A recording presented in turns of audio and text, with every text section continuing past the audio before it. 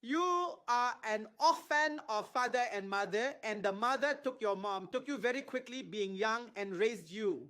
And you grew up with her, so she became your mom. That's how it is. When you grew up, a man came to your village and the man saw you, liked you. Quickly, the man asked for you to live together. He was going to perform the ceremonies he needed to do with the family. He was going to ask your uncle for your mother.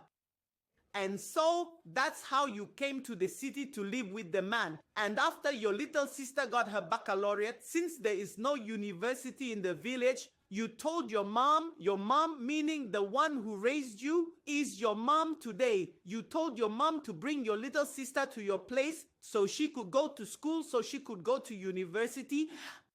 So when she comes, already sometime after, your husband's behavior changes. And so you thought it was because your husband had a mistress outside. You didn't even think about the house and all that. And your little sister one day told you she no longer wants to continue her studies at the university. She wants to work. You told her, no, you can't work. You need to complete all your studies to get your diplomas and everything. So you call your mom to explain that one, she no longer wants to continue university. She wants to work. Your mom also, she didn't speak well. And you and your husband talked about it. Your husband said, well, school is nothing. If she wants to work, let her work. And that's how you told your husband, but I don't understand. You should normally support me. You're not supporting me. You want her to leave university, leave school and all that. That's how your little sister stopped going to school. And one day, over time, your husband's behavior had changed, but you didn't think about the house. You thought your husband had a mistress.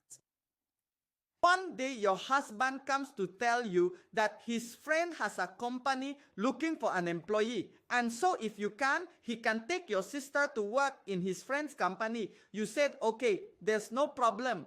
And your sister started working at that company. And at a certain point, your husband told you that since the company is a bit farther from your home, it would be better for her to get a studio not far from the company to make commuting easier for her. You said, okay, no problem. So that's how your sister now has a studio not far from the company where she works. But when your sister left the house, your mom, when you were giving birth, she was the one who came to help you or often came to see you. But your mom came to see you more. For her to even come to your place, you had to ask her for forgiveness. And your husband, since your little sister left and got her apartment, your husband started staying out overnight.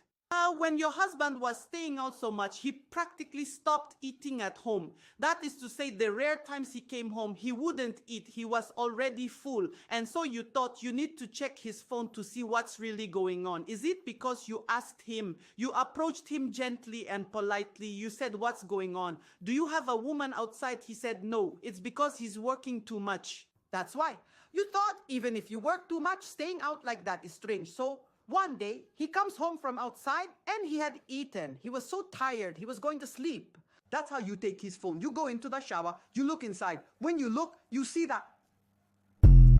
So, but